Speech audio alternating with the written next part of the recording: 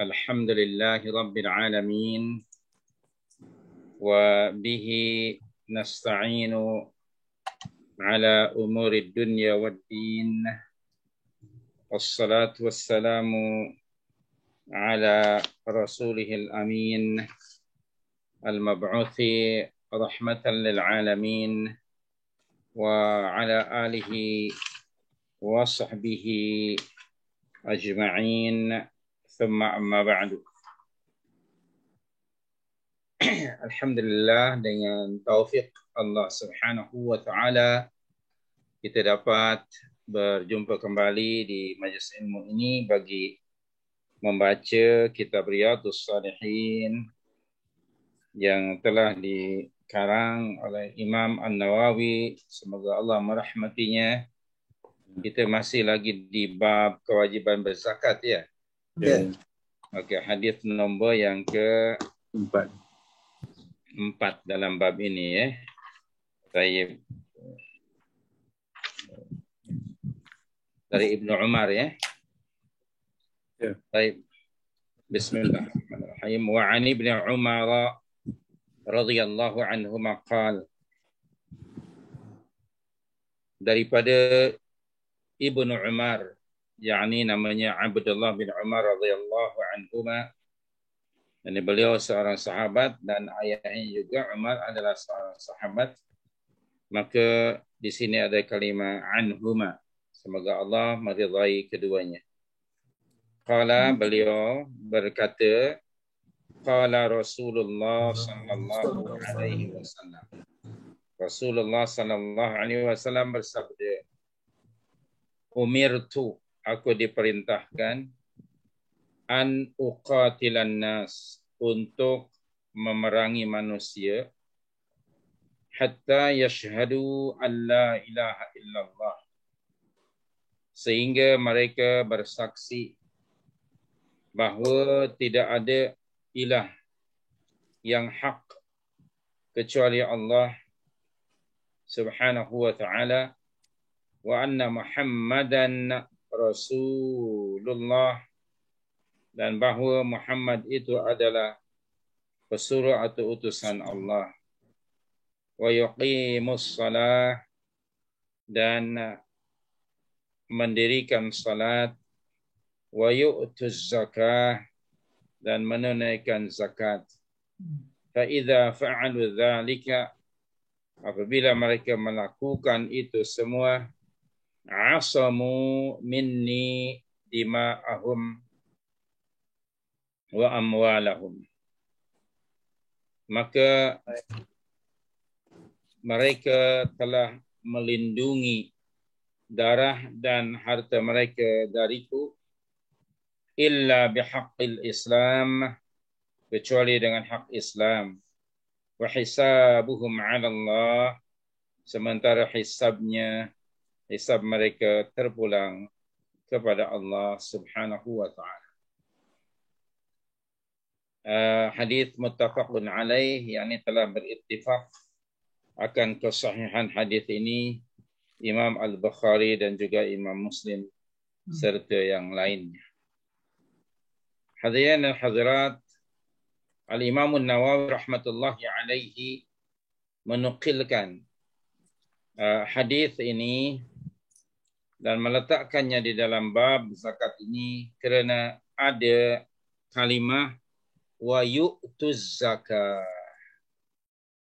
dan perintah untuk menunaikan zakat. Merupakan hadis ini salah satu di antara dalil-dalil yang menyatakan tentang hukum zakat, bahawa zakat itu adalah wajib. Sedikit keterangan kalimat umirtu. Umirtu, aku diperintahkan. Maknanya ada yang memerintahkan Rasul, yaitu Allah Subhanahu wa ta'ala.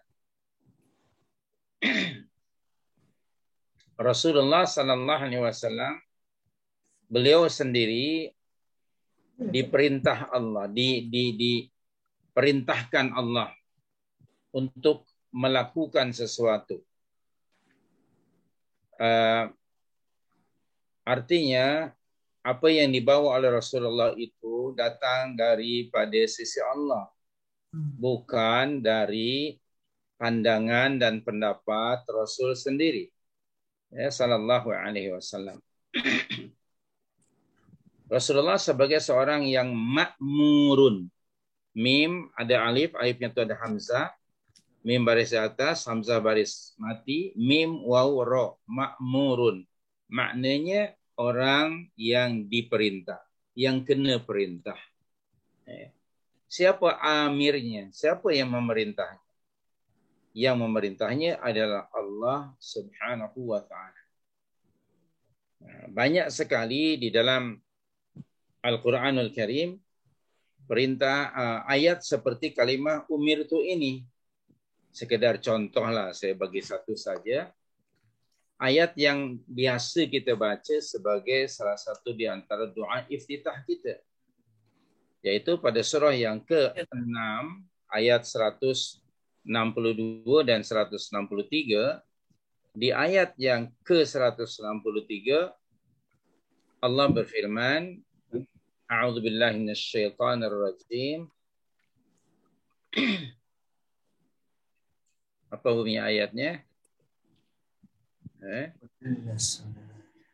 Inna salati wa nusuki wa mahyaya wa mamati lillahi rabbil alamin la syarika lah wa bidzalika umirtu. Wa bidzalika umirtu.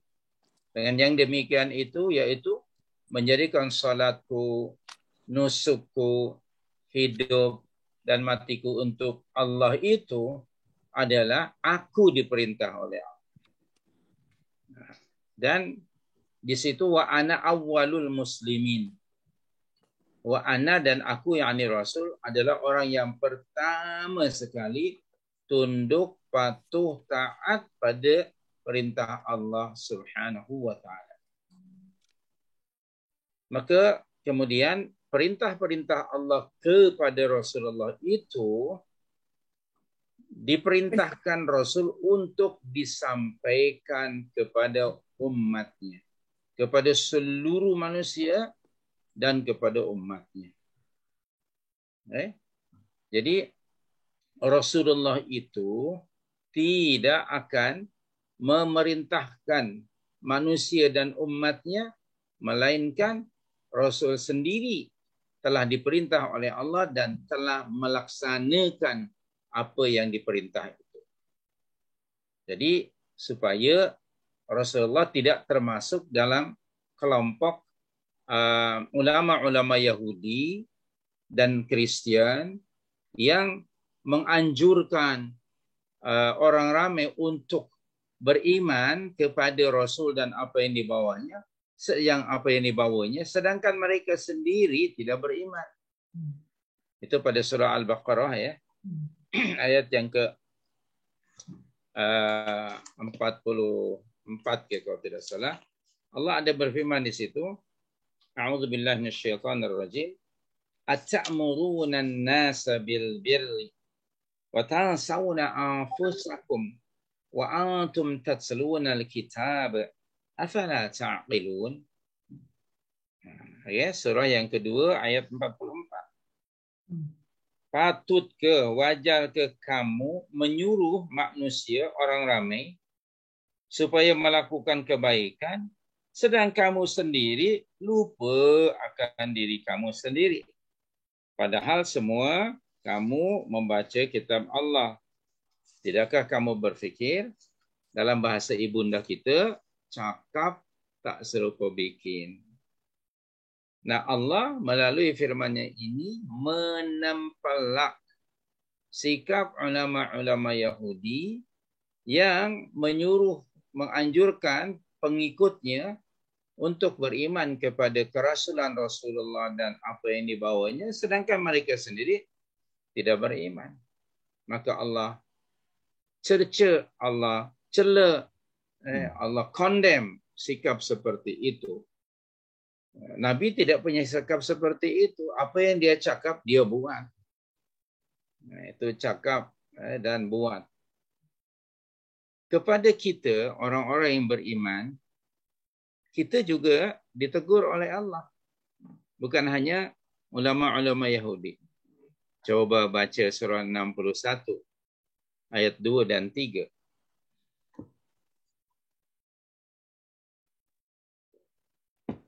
Allah berfirman, Bismillahirrahmanirrahim. Ya ayyuhalladzina amanu lima taquluna ma la taf'alun kabura maqtan 'indallahi an taqulu ma la taf'alun.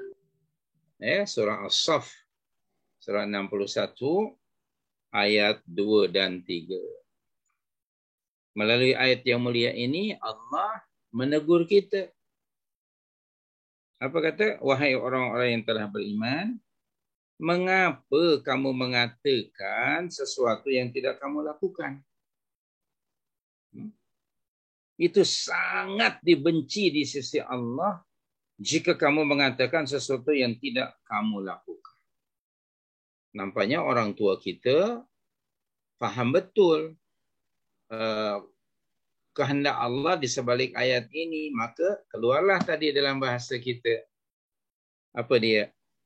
Cakap tak serupa bikin. Nah, itu kan cercaan kan, bukan pujian.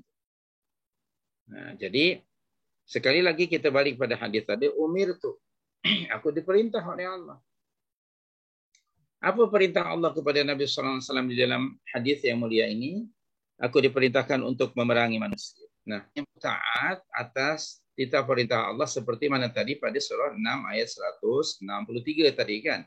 Wa ana awwalul muslimin. Oleh itu para ulama kita rahmatullahi alaihi mengatakan kalau kita membaca ayat tadi surah 6 162 163 sebagai salah satu doa istiftah atau doa iftitah dalam solat, maka kita jangan baca wa ana awwalul muslimin.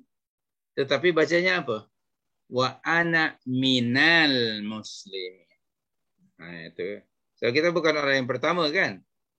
Wa ana minal muslimin, dan aku termasuk orang-orang yang tunduk patuh taat atas titah perintah Allah Subhanahu wa taala. Wa ana minal muslimin. Tambahan sebagai tambahan maklumat, Syekh Muhammad Nasiruddin Albani, semoga Allah merahmati beliau, mengatakan, kata beliau tetap kita baca wa ana awwalul muslimin. Karena beliau melihat sebagai ayat Al-Quran. Ayat Al-Quran tak boleh diubah sesuai. Sementara ulama yang lain mengatakannya sebagai doa iftitah. Itu aja perbezaan. Jadi jangan bergaduhlah. Kita terima dua-duanya. Baik. Kemudian an uqatilan nas, untuk memerangi manusia. Nah, kenapa harus memerangi manusia? Tentu saja tidak bermaksud di sini memerangi setiap orang tanpa sebab. Tak, maksudnya untuk memerangi ini setelah Nabi SAW menyampaikan dakwah, apa yang Allah perintahkan kepadanya untuk disampaikan kepada manusia. Nah, kemudian jika sekiranya ada di kalangan mereka yang menolak dengan kekerasan, bahasa kita begitu tidak beriman pada seruan Rasul itu, tidak mau beriman, lalu mereka mengangkat senjata, barulah diperintah. Bukan berarti hadis ini bahwa umat Islam mesti mendahulukan pedang memerangi orang, tidak. Ini ada bersabda, that is why ayat berikutnya apa? Hingga mereka mengucap dua kalimat syahadat.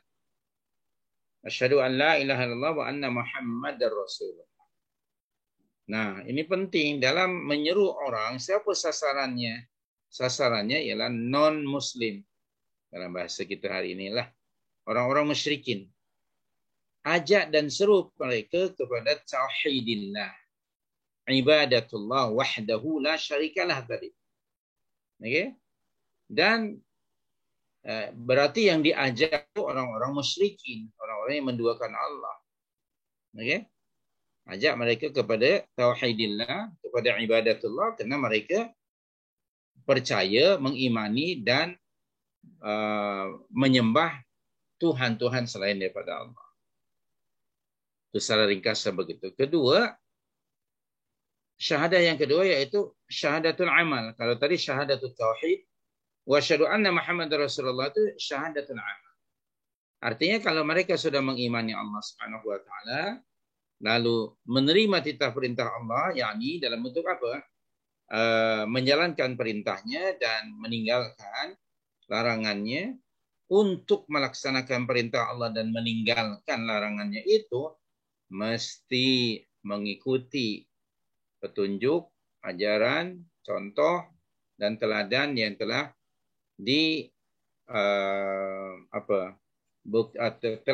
diajarkan, disampaikan, dijelaskan, dipraktikkan oleh Nabi sallallahu alaihi wasallam.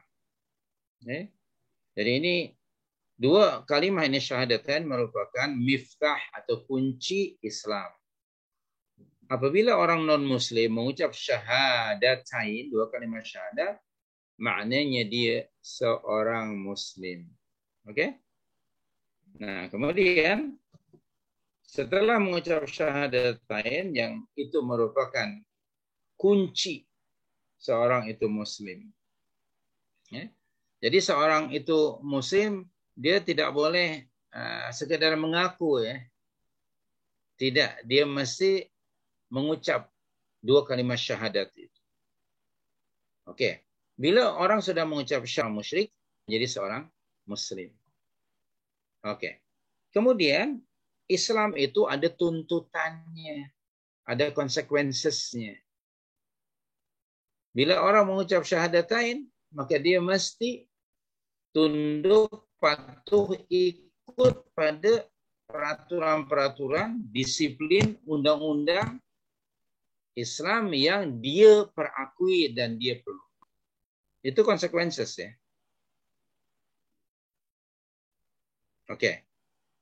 Jadi bila sudah Muslim, ya mesti hidupnya mengikut manhaj atau sistem Islam yang telah dibawa oleh baginda sallallahu alaihi wasallam. Antaranya apa? Konsekuensi dari syahadatain. Yang pertama ialah mendirikan salat. Saya selalu bacakan kepada para jamaah antara hadis Nabi ialah Rasulullah mengatakan pembeza seorang mukmin atau yang membezakan seorang mukmin dengan seorang kafir dan musyrik ialah salat. Ialah salat. Baik. Itu tuntutan syahadatain. Yang pertama sekali ialah salat. Nabi SAW juga menyatakan mafhumnya, apabila kamu melihat, menyaksikan seorang lelaki yang sentiasa berulang-alik ke masjid, ke surau salat berjamaah 5 kali, maka berikanlah kesaksian oleh kamu bahawa dia seorang yang beriman. Dan banyak lagi dalil yang lain. Kemudian yang berikutnya apa? Wa yu'tuz zakah. Nah, ini dia istidlal. Imam An-Nawawi rahimahullah mengambil dalil mengenai kewajiban zakat dari hadis ini pada lafaz wa yu'tuz zakah. Dan juga mereka menunaikan zakat. Jadi zakat itu wajib. Sebab itu merupakan salah satu di antara tuntutan konsekuensi dua kalimat syahadat. Tentu saja zakat ini ada hubung kait dengan ekonomi. Maka setiap Muslim jangan berpeluk tubuh. Dia mesti berusaha mencari the bounty of Allah in order agar supaya dia dapat melaksanakan rukun Islam yang ketiga ini. Wa yu'tuz zakah. Secara akidah, kewajiban salat, zakat, puasa, haji dan lain sebagainya mesti diiktikadkan oleh setiap muslim bahawa Allah telah memerintahkan, contohnya di sini, kepadaku zakat. Bahawa Allah telah mewajibkan ke atas aku ibadah zakat. Itu mandatory. Secara i'tiqadi, every Muslim mesti mengiktikadkan perintah Allah ini. Kedua, adapun amali. Praktikalnya, pelaksanaannya kewajiban ini, Allah telah meletakkan syaratnya hanya kepada mereka yang telah memenuhi syarat-syarat. Antaranya apa? Harta yang dimilikinya itu sampai pada nisab yang telah ditetapkan. Itu dalam harga sekarang itu 86 gram emas lah ya. Nah, siapa yang punya harta lebihan daripada keperluan diri dan keluarganya, 86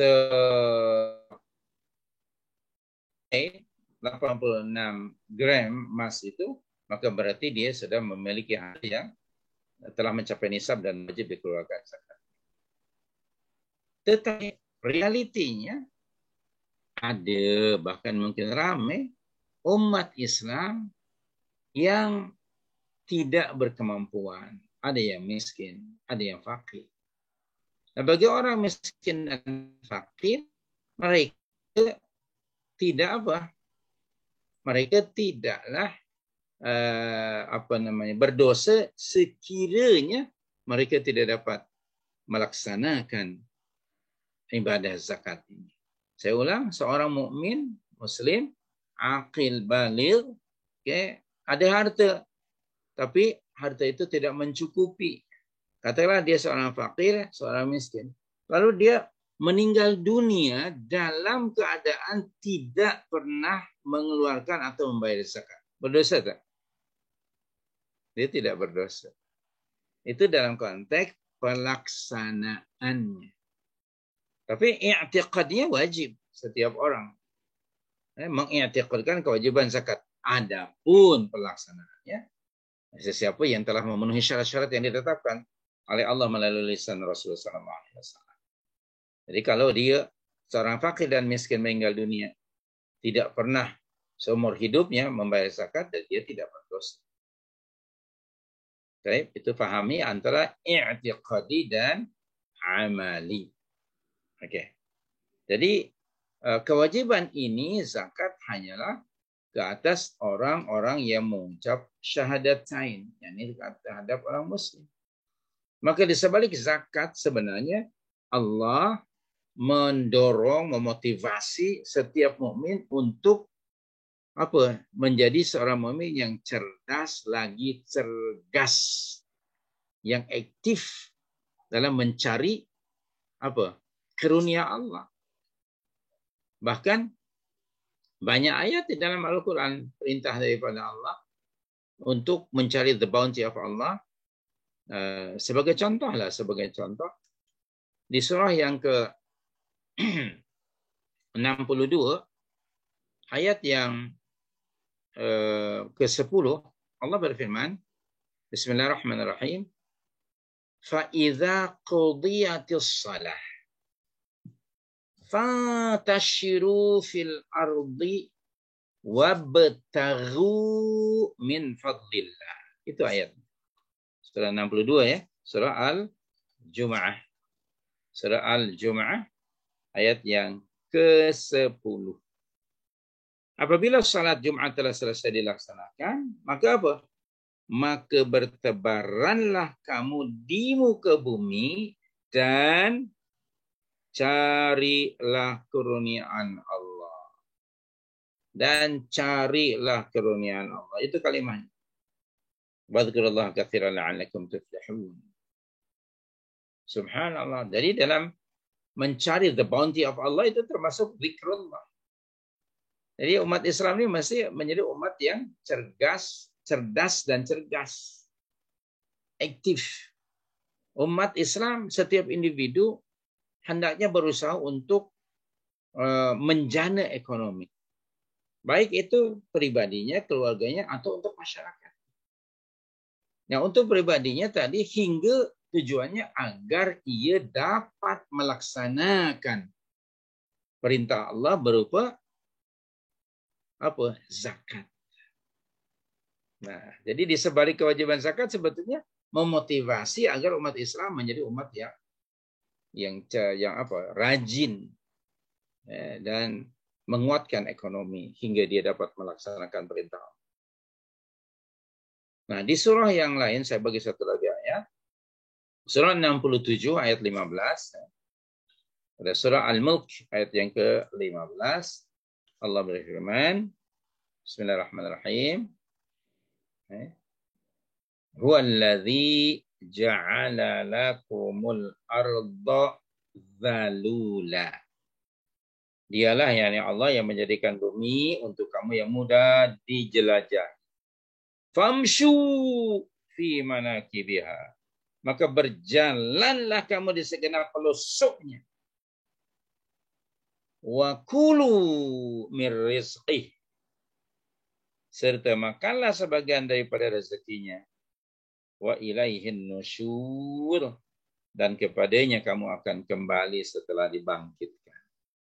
Jadi jelas ini salah satu ayat yang wajib dilindungi darah dan hartanya. Okay. Itu hak asasi manusia di mana apabila tidak ada hak itu, yakni tidak ada apa di sini haknya. Antaranya ialah hak bekerja, berusaha. Itu hak setiap orang.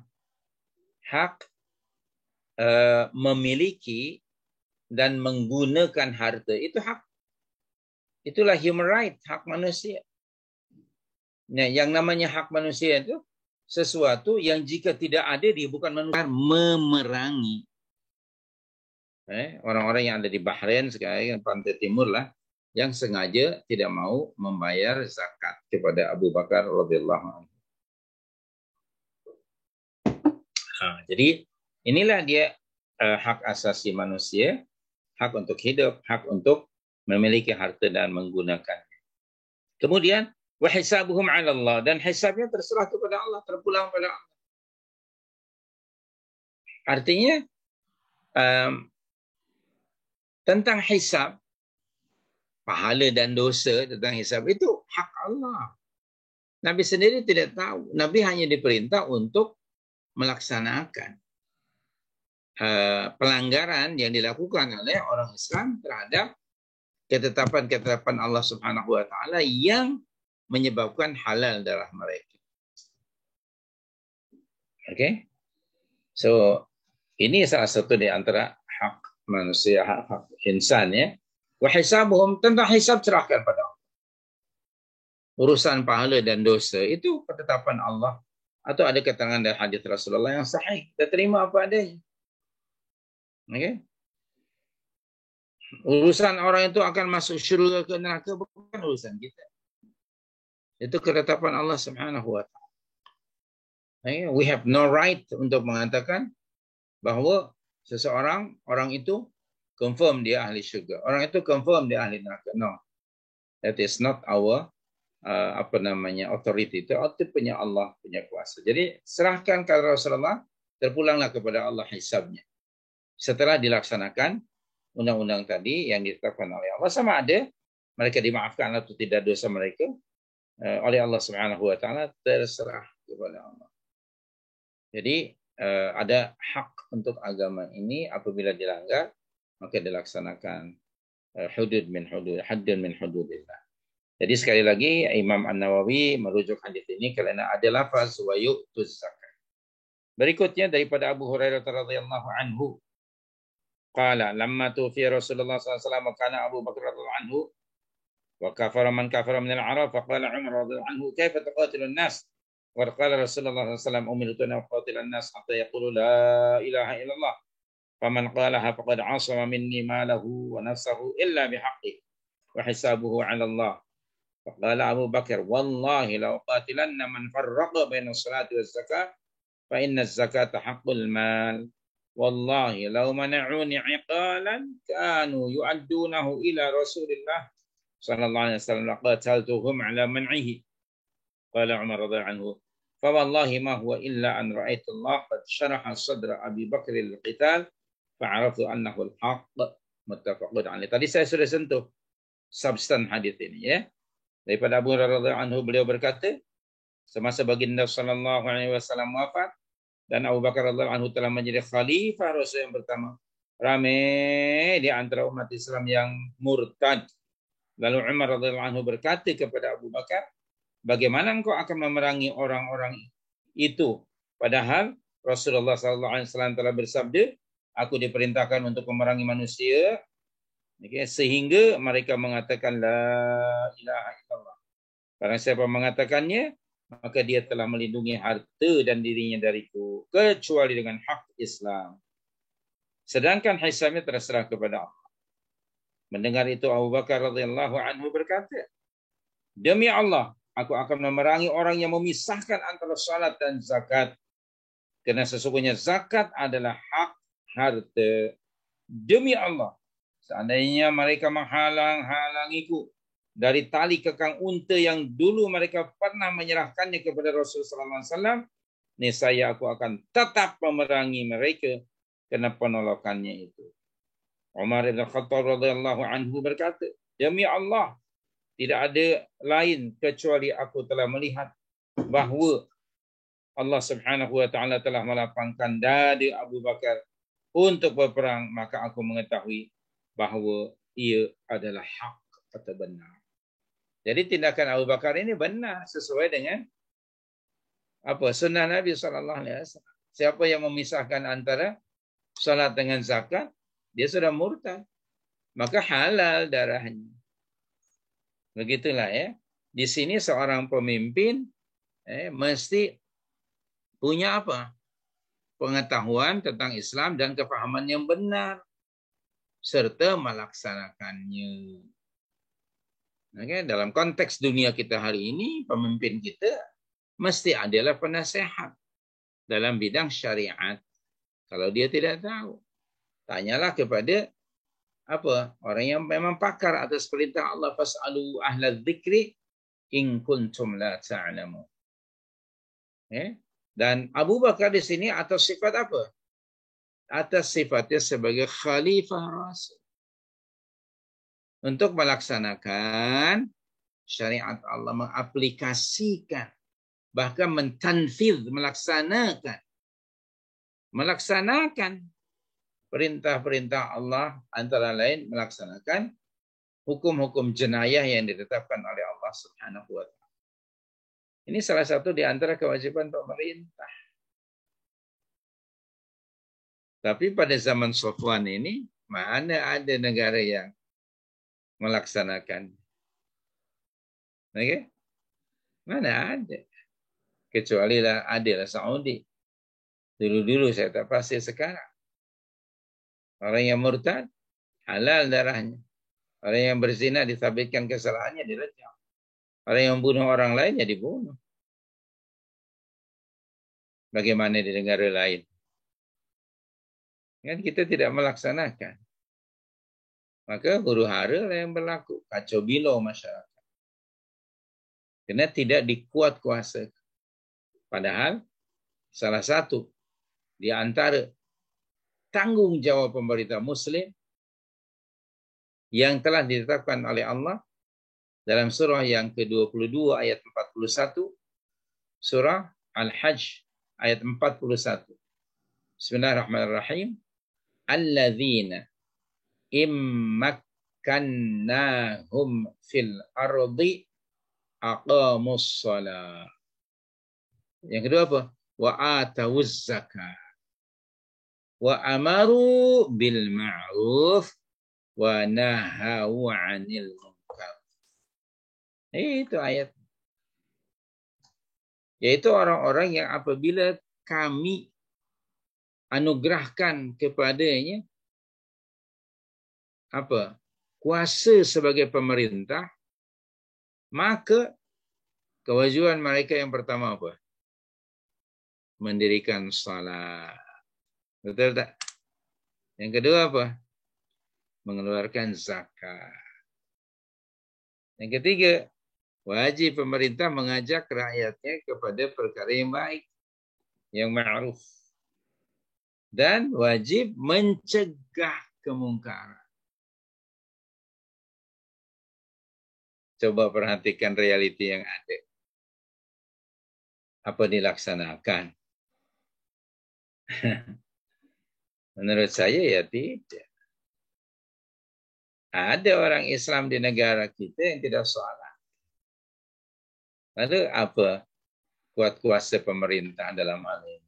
Demi melaksanakan surah 22-41. Okay? Kemudian zakat. Alhamdulillah lah nampak kemas dan baik zakat itu. Kita ada baitul zakat, kita ada pusat pungutan zakat. Alhamdulillah. Bagaimana yang ketiganya? Wa amaru bil ma'ruf. Mengajak orang semua kepada yang ma'ruf. Pemerintah punya kuasa untuk itu. Dan kuasa pemerintah sangat signifikan dan sangat mempengaruhi rakyat. Karena mereka penguasa. Dan yang berikutnya yang keempat apa? Wa nahaw 'anil munkar. Bukan hanya mengajak orang kepada yang ma'ruf, tapi mesti mencegah, mengubah. Jangan malah justru menajuk kemungkaran. Ya kan? Hari ini kan begitu realiti. Banyak perkara yang maksiat, mungkar, tidak dinilai oleh sebagian orang sebagai maksiat dan mungkar. Kenapa? Biasa. Hukumnya hukum biasa. Orang meninggalkan salat, seorang muslim meninggalkan salat, dan mungkin ada yang lain ramai, dianggap sekarang normal. Tidak salat itu dianggap normal. Ya, bagaimana dengan isu yang lain ataupun kejatuhan moral yang lain? Lebih teruk lah. Jadi ala kulli hal, bahwa pada hadis yang kedua ini, hendaknya seorang betul-betul memahami dan tidak hanya paham, tapi kemudian dilaksanakan dalam hal ini Abu Bakar sebagai khalifah. Dan Nabi SAW ada menyebut hadis yang selalu kita baca. Hendaknya wajib bagi kamu mengikuti sunnah aku dan sunnah khulafa ar-rasyidun. Sunnah khulafa ar-rasyidin al-mahdiyyin min ba'di. Itu sunnah para pemimpin khalifah-khalifah setelah aku.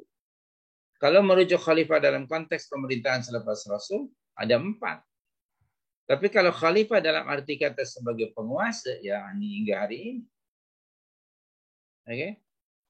Maka kepada para penguasa, sekali lagi mereka diwajibkan untuk mendirikan salat, mengeluarkan zakat, mengajak orang kepada yang ma'ruf, buat program-program yang bawa orang kepada yang ma'ruf, dan buat program-program pencegahan supaya orang tidak melakukan kemungkaran. Apa yang ada? Okay? Tengoklah di negara-negara umat Islam termasuk di negara kita. Ya Rabb, ini kewajiban yang kita abaikan selama ini. Semoga Allah mengampuni kita, terutama para pemerintah. Baliklah dan gunakan kuasa yang ada bagi melaksanakan syariat Allah Subhanahu Wa Taala sebagaimana Abu Bakar As-Siddiq. Dan apa yang dilakukan oleh Abu Bakar As-Siddiq menjadi dalil dan wajib kita ikuti atas pesan Nabi tadi Sallallahu Alaihi Wasallam. Dan tindakan Abu Bakar ternyata selari dengan petunjuk Rasul dengan kebenaran al-haq yang dibawa oleh Nabi SAW. Sehingga Umar yang pada asalnya dia disagree memuji Abu Bakar As-Siddiq. Jadi di sini seorang pemimpin mesti punya sikap yang firm atas sesuatu. Jangan biarkan kemungkaran bermaharajalela. Dan hadis yang berikutnya daripada Abu Ayyub Al-Ansari radhiyallahu anhu, anna rajulan qala lin Nabi sallallahu alaihi wasallam. Seseorang datang menghadap Nabi SAW dan bertanya, akhbirni bi'amalin yudkhilunil jannah. Ya Rasulullah, beritahukan kepadaku akan satu amal yang dapat memasukkan aku ke dalam syurga. Qala ta'budallah wa la tusyriku bihi syai'a wa tuqimus shalah wa tu'tiz zakah. wa tasilur rahim muttafaqun alaih. Nabi menjawab, hendaknya kamu menyembah Allah saja dan tidak menyekutukannya dengan yang lainnya sedikit pun, ya. Kedua, kamu mendirikan salat ketika mengeluarkan zakat, dan yang keempat menyambung silaturahmi. Barangkali ada yang tertanya-tanya kenapa tadi pada hadis yang keempat hanya disebut salat dan zakat. Karena pada masa itu itulah yang telah diwajibkan Allah ke atas orang-orang yang beriman. Jadi yang lainnya belum disempurnakan. Adapun zaman kita sekarang sedang 15 abad sudah disempurnakan oleh Allah. Melalui firman Allah pada surah 5 ayat yang ketiga, ya. Pada hari ini telah aku sempurnakan bagimu agamamu dan apa? Telah aku sempurnakan nikmatku ke atas kamu dan aku ridha Islam sebagai agama bagi kamu. Dan bagi kita sekarang sudah komprehensif, sudah lengkap, sudah perfect. Agama ini has been perfected by Allah. So yang tidak ada pada kita sekarang ialah pelaksanaannya. Itu. Dan ada usaha-usaha dari dulu pun untuk menghalangi agar syariat Allah tidak dilaksanakan.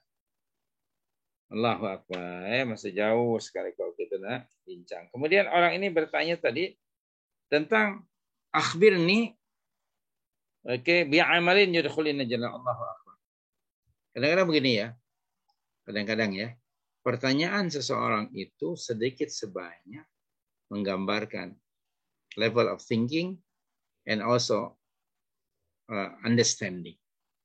Contohnya di sini, seorang sahabat ini bertanya, "Ya Rasulullah, bagi tahu kepada saya satu amalan yang dapat memasukkan saya ke dalam surga." Tengok para sahabat. Allahu Akbar.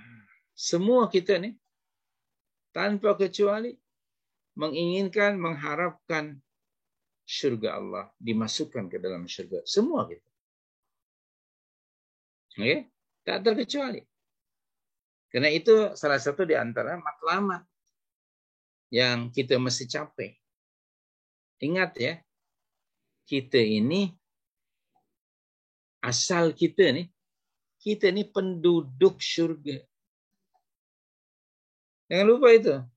Adam dan Hawa bertempat tinggal di mana? Di dalam surga. Tapi karena dia melanggar larangan Allah, akhirnya dia kena punishment lah. Dengan cara apa? Allah Subhanahu wa ta'ala halau dari surga keluar dari surga ke bumi. Nah, sekarang kita mesti berusaha untuk kembali ke negeri asal kita. Maka sahabat ini dia tidak bertanya kepada Nabi kecuali hanya bagi tahu kepada saya satu amalan yang karena sebab amalan itu dia dapat memasukkan saya ke dalam syurga. Allahu Akbar. Allahu Akbar. Jadi kesimpulannya, pastikan ucapan kita, perbuatan kita ini, adakah akan membawa kita ke dalam syurga atau sebaliknya. Ingat tak doa yang Rasulullah ajar? Memohon syurga dan berlindung dari neraka. Doanya kita semua tahu. Allahumma, ya Allah, inni sesungguhnya aku as'alukal jannah. Sesungguhnya aku memohon kepadamu syurga. Wa ma qarraba ilaiha min qaulin aw amal. Dan apa-apa yang mendekatkan kepadanya, kepada syurga, sama ada dia dari ucapan dan perbuatan. Ucapan dan perbuatan, aktiviti. Kedua, ya Allah, sambungan dari tadi. Allahumma inni a'udzubika minan nar wa ma qarraba ilaiha min qaulin. Ya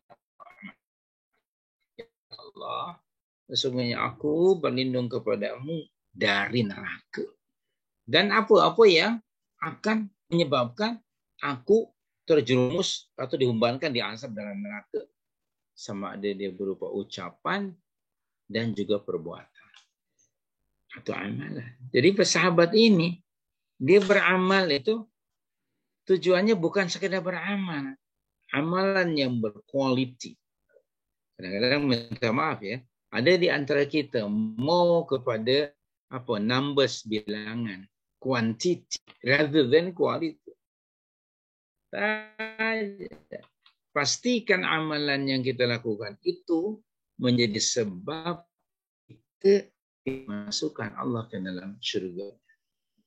Hindarkan diri kita dari mengucapkan perkataan ataupun aktiviti yang akan, na'udzubillah, menjerumuskan kita ke dalam neraka. Saya teringat masa kuliah dahulu lah di universiti. Kami ajak seorang syekh untuk kita minum teh. Saya terperanjat. Dia mengatakan, kamu nak mengajak saya ini apakah akan mendekatkan dan membawa kita ke dalam syurga atau malah akan mengheret aku ke dalam neraka? Terperanjat saya. Terperanjat unta lah sebab saya ketika itu. Tak ada berukti. Jadi terperanjat unta. Sebab why? It's never come across to my mind such things. Saya umpamanya kalau cakap, asal cakap aja. Kalau saya buat, asal buat aja.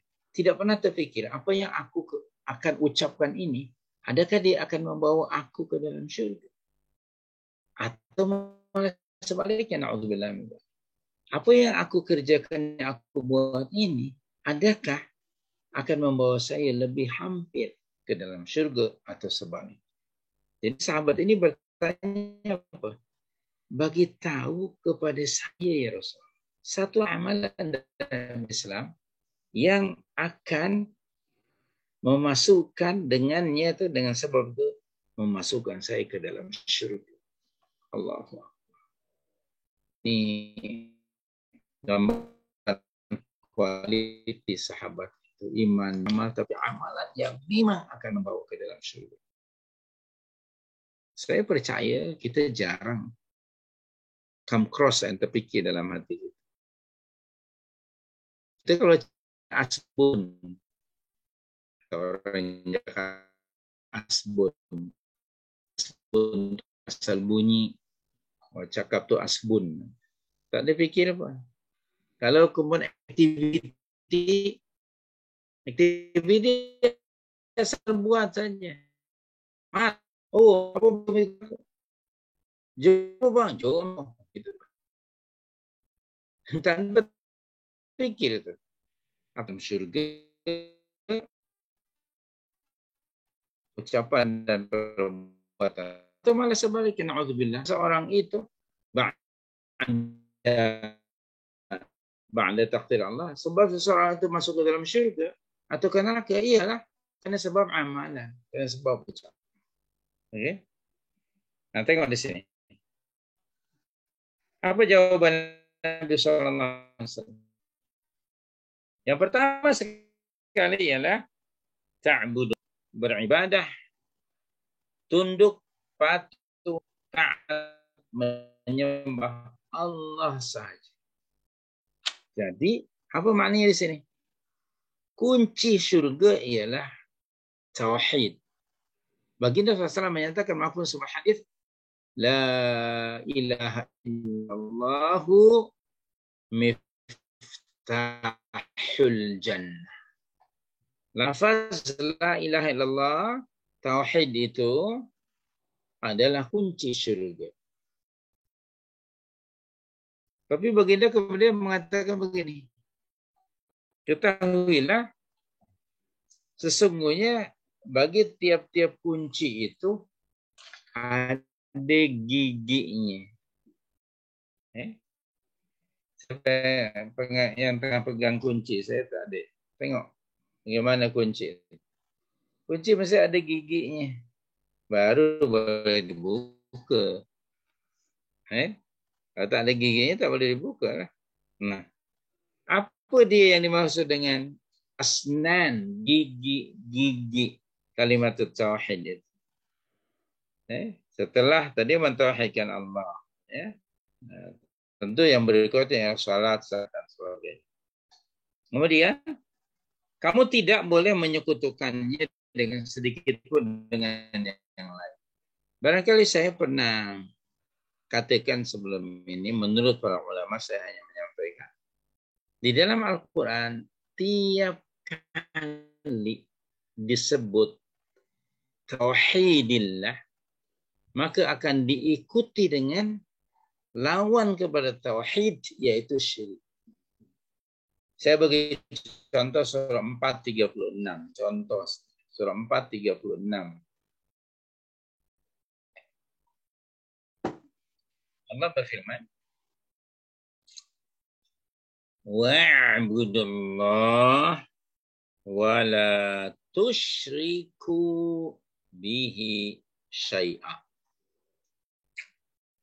Jadi sabda Rasulullah kepada sahabat yang bertanya ini, dia ngam betul dengan ayat itu. Sudah jumpa ayatnya?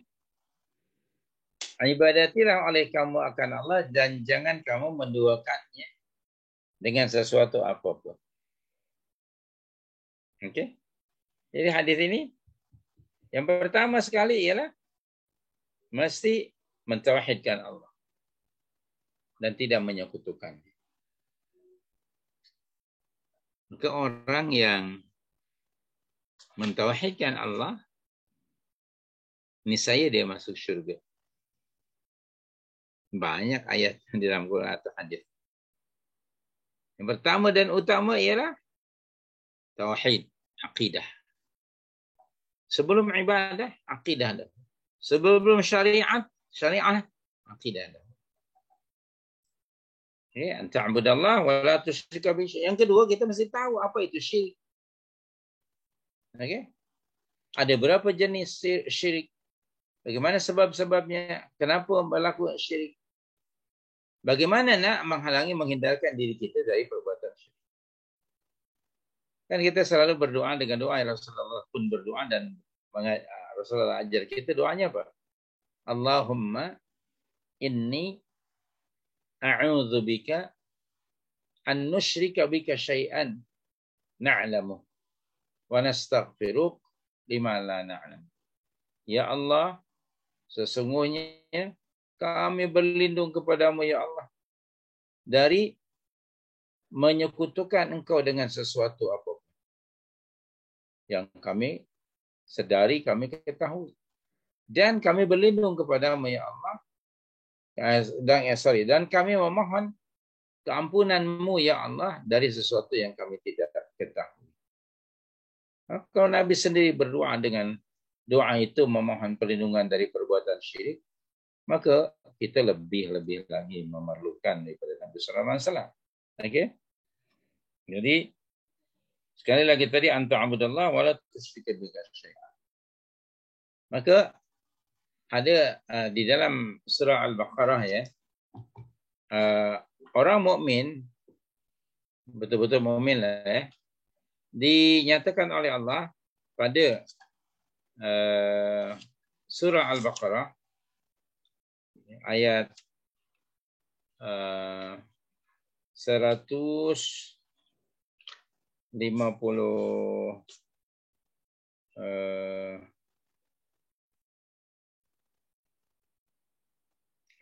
bukan 150 ayat kursi 255 ya. Okay. Alright. Pada surah Al-Baqarah ayat 256. Ayat 256. Ayat atau kalimat dalam ayat ini yang ingin saya rujuk. Firman Allah, Bismillahirrahmanirrahim. فَمَنْ يَكْفُرْ بِالطَّاغُوتِ وَيُؤْمِنْ بِاللَّهِ فَقَدِ اسْتَمْسَكَ بِالْعُرْوَةِ الْوُثْقَىٰ لَا انفِصَامَ لَهَا. Itu ayat yang saya rujuk, terjemahan makna ayat. Maka sesiapa yang tidak percayakan taghut dan dia pula beriman kepada Allah, maka sesungguhnya dia telah berpegang kepada simpulan tali Allah yang teguh, yang tidak akan putus. Rahimahullah, Syekh Muhammad bin Abdul Wahab mengatakan, seseorang belumlah menjadi mukmin yang sempurna hingga dia kufur pada sesuatu yang dipertuhan oleh manusia, atau mengkufur pada satu sistem yang jelas-jelas menyalahi syariat. Artinya apa? Seorang mukmin bukan hanya beriman, tapi dia juga mesti mengkufuri, menolak, mengingkari Tuhan-Tuhan, system of life selain pada yang datang daripada Allah. Oke, mengkufuri Tuhan-Tuhan yang disembah oleh manusia selain daripada Allah. Menolak isme-isme yang jelas-jelas bercanggah dengan syariat. Barulah orang itu dikira sebagai mukmin. Okay? Sebabnya kenapa? Dari seluruh bahasa pun, iman itu versus apa? Kufur. Iman itu lawan kepada kufur. Bagaimana mungkin iman dengan kufur akan bersatu padu? Tak mungkin. Ada dua perkara yang berbeza, seperti mana atas kehendak Allah tidak mungkin bercantum timur dan barat, selatan dan utara. Tak mungkin. Jadi sekali lagi tidak hanya mengibadati Allah, mentaati Allah, tapi tidak juga menduakan Allah. Berikutnya yang kedua, apa dia amalannya akan memasukkan seseorang ke dalam syurga, yaitu wa tuqimus shalah. Yang kedua ya, selepas syahadatain adalah mendirikan salat.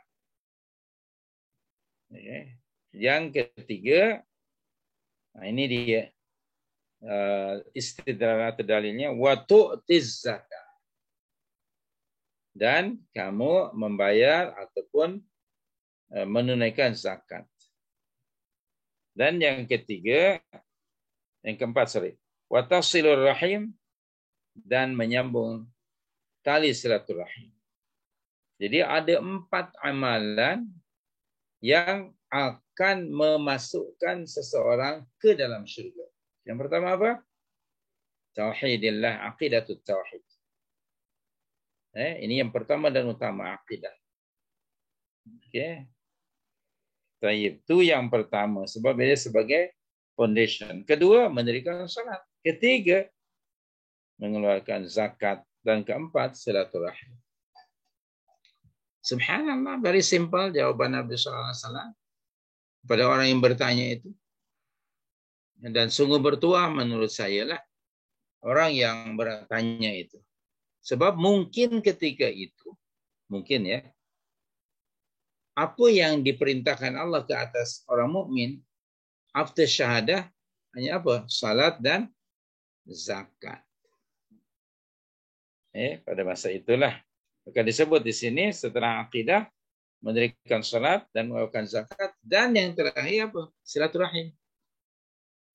Allahu Akbar. Nanti baca kembali Riyadhus Shalihin volume pertama tentang kewajiban bersilaturahim. Okay. Dia sama ada silaturahim yang pertama dan utama ialah sesama our bloodline, our relatives, family kita, baik ke atas, ke bawah, kanan, kiri, hubungi mereka, silaturahim. Nanti baca kembali Riyadhus Shalihin volume pertama bab silaturahim. Okay. Kedua, silaturahim bersama teman-teman. Ya, dalam usia kita semuanya sudah pensiuner kan. Nah, kita sudah 60s misalnya. Maka gunakan sakit baku hidup ini untuk menyambung tali hubungan kasih sayang sesama relatif dan sesama muslim, sesama mukminin. Ayo kita silaturahim. Ada lagi hadis daripada Abdullah bin Salam radhiyallahu anhu, beliau mengatakan, ucapan pertama yang aku dengar setibanya Rasulullah SAW di Madinah, di Yathrib, ialah, ya ayuhan nas, wahai orang ramai, wahai manusia. Afshus salama fima bainakum. Afshus salam, sebarkan salam, ucapan assalamualaikum. Islamic greeting. Kemudian yang keduanya, wa at'imut ta'am, bagi makan orang yang memerlukan. Kemudian yang ketiga, wa tasilur rahim. Atau kama qala Rasulullah, menyambung silaturahim. Dan yang terakhir, yang keempat, wassalat, dan salat di waktu malam ketika orang lain tidur. Tadkhulu jannata rabbikum bisalam. Niscaya kamu masuk ke dalam syurga Tuhanmu dengan selamat. Itu daripada Abdullah bin Salam radhiyallahu anhu. Apa tadi di antaranya? Yaitu silaturahim. Tapi teman-teman, para jamaah, sama ada Allah atau Rasul tidak menerangkan perinciannya macam mana silaturahim itu. Itu diserahkan kepada uruf, kebiasaan. Ya? Dulu lah tahun 70-an ke sana belum ada teknologi ini.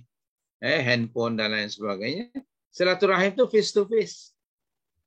Sebab nak menghubungi macam mana pakai surat lama dah, datang saja. Okay?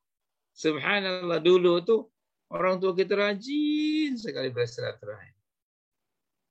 Banyak manfaatnya silaturahim. Nah, hari ini silaturahim kepada ibu bapa ialah menziarahi mereka, mengasihi mereka sebagaimana mereka mengasihi kita di waktu kecil, penuhi segala keperluannya, dan jangan, kata Allah berfirman dalam surah yang ke-17 ayat yang ke-23 ke atau 24, wala taqul lahum uff wala tanharhum. Jangan kamu mengatakan ataupun apa-apa bahasa yang kita tak suka.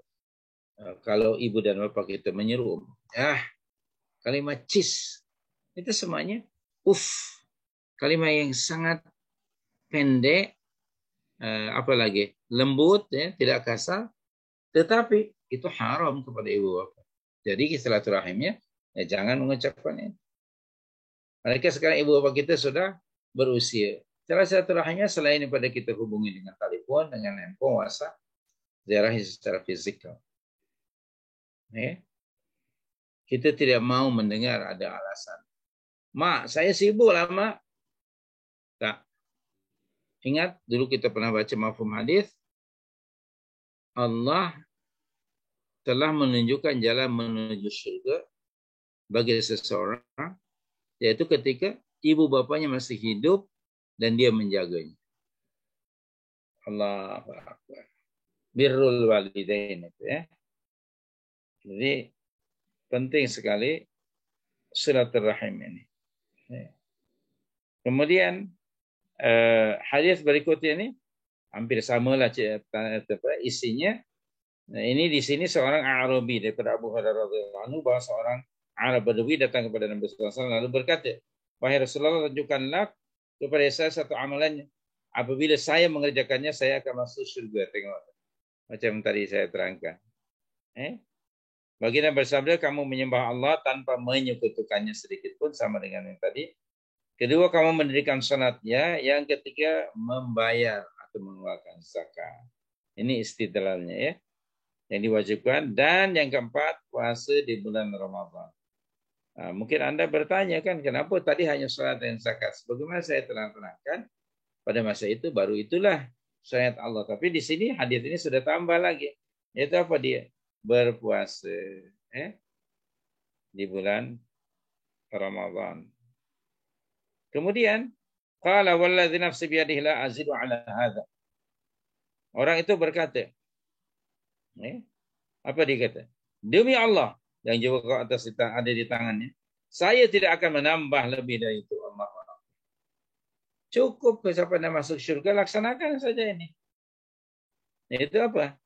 Mentauhidkan Allah, tidak menyekutukannya, mendirikan salat, mengeluarkan zakat, dan puasa bulan Ramadan. Pada ketika itu betul Pak Arabi ini. Hanya 4 saja. Jadi siapa yang ingin memasuki atau dimasukkan oleh Allah dengan rahmat ke dalam surga, laksanakan. Dan dalam ibadah penting nih.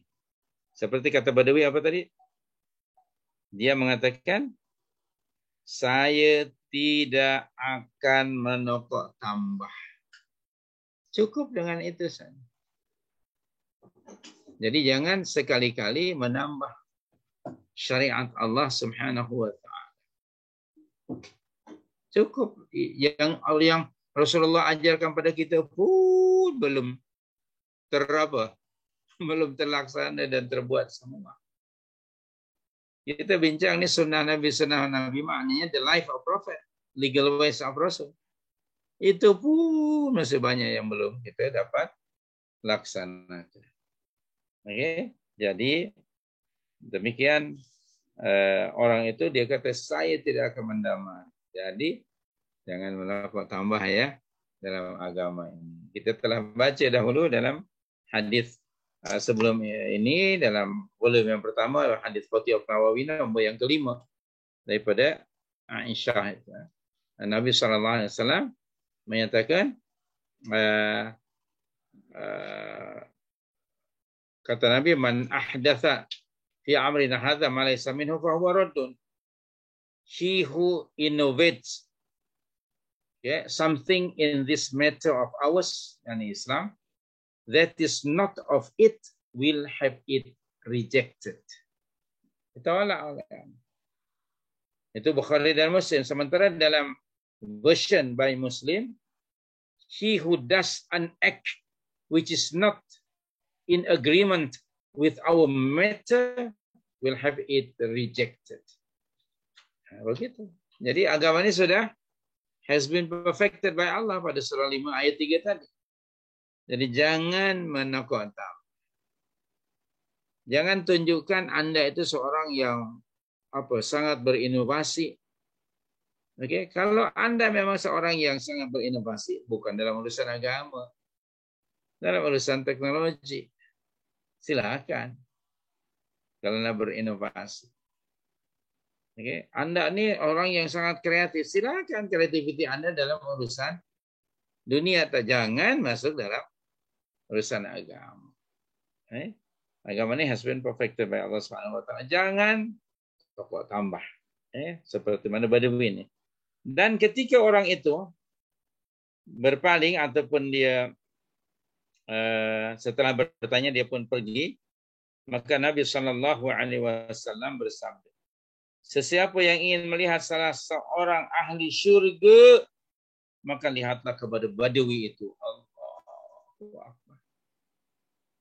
Si Badawi itu telah mendapatkan endorsement dari Nabi. Siapa yang ingin melihat salah seorang daripada ahli syurga, tengoklah oleh kamu pada Badawi. Tengok. Badawi, dia bukan statusnya hebat. Okay? Kita sekarang ini hidup berdasarkan apa? Status. Begitu.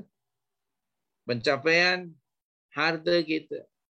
Bagi Allah tidak, hatta orang Badawi, orang asli, as long as dia committed dengan ajaran agama. Nabi kata, siapa yang ingin melihat ahli syurga, tengok pada dia. Keduanya, ini takrir.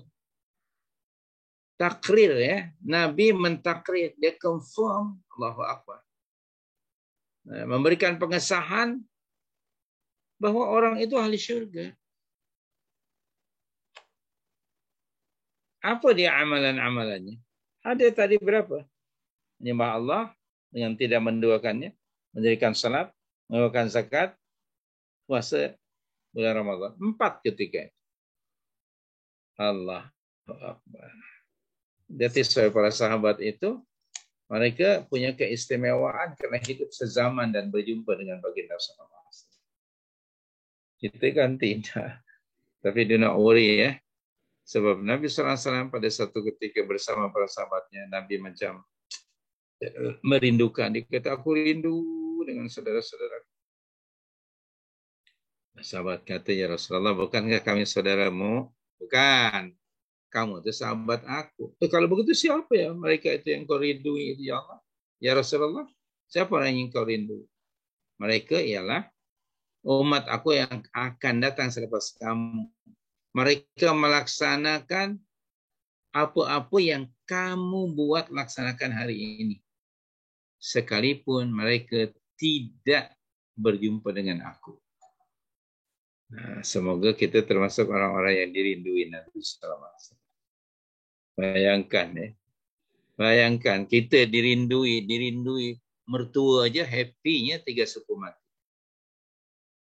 Mertua aku rindu pada aku, kata. Oh, Masya Allah. Sebab apa? Engkau ni menantu ayah. Dia rindu. Itu pun sudah happy. Ini yang merindu itu Rasul. Allahu Akbar. Allahumma ja'alna minhum. Orang yang datang selepas kamu melaksanakan apa yang kamu buat, padahal mereka tidak melihat. Kalau kamu sekarang mengikuti aku, wajar. Sebab kamu hari-hari bersama aku. Kamu mendengar dan melihat aku. Sedangkan mereka tidak. Allahu Akbar. Ya Rasulullah, macam mana engkau akan mengenali mereka? Kata Rasulullah, coba engkau bayangkan.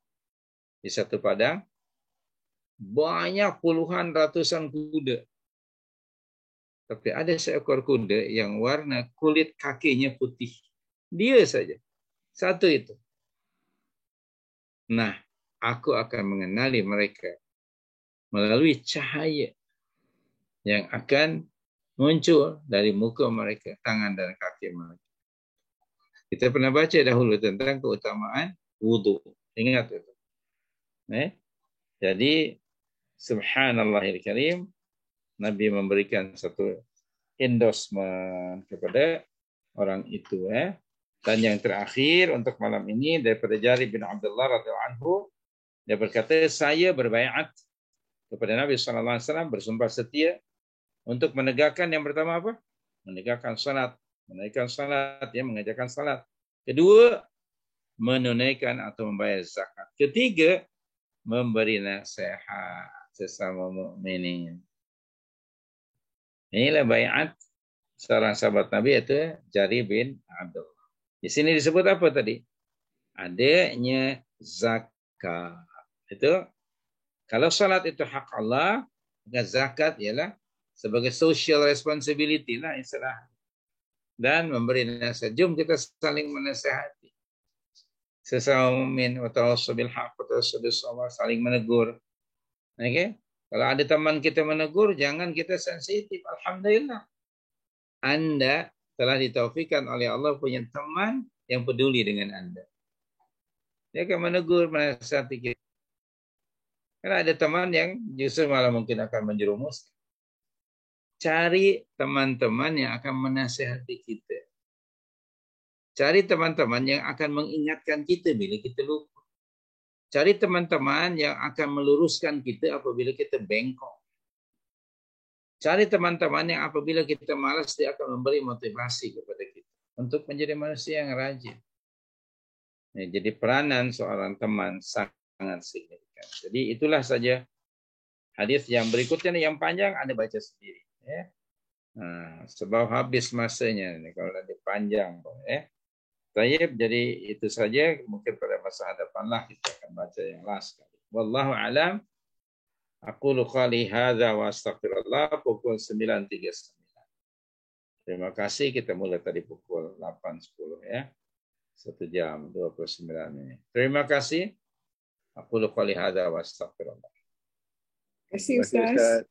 Assalamualaikum. Terima kasih Ustaz. Okey, sama-sama. Terima kasih semuanya. Mari kita akhiri majlis ilmu ini dengan bacaan tasbih kifayah. Subhanakallahumma wa bihamdika asyhadu an la ilaha illa anta astaghfiruka wa atubu ilaika. Wa sallallahu wasallam ala nabiyyina Muhammad wa ala alihi wa sahbihi ajma'in wa akhiru da'wana alhamdulillahi rabbil alamin. Wassalamu alaikum warahmatullahi wabarakatuh. Waalaikumsalam warahmatullahi wabarakatuh.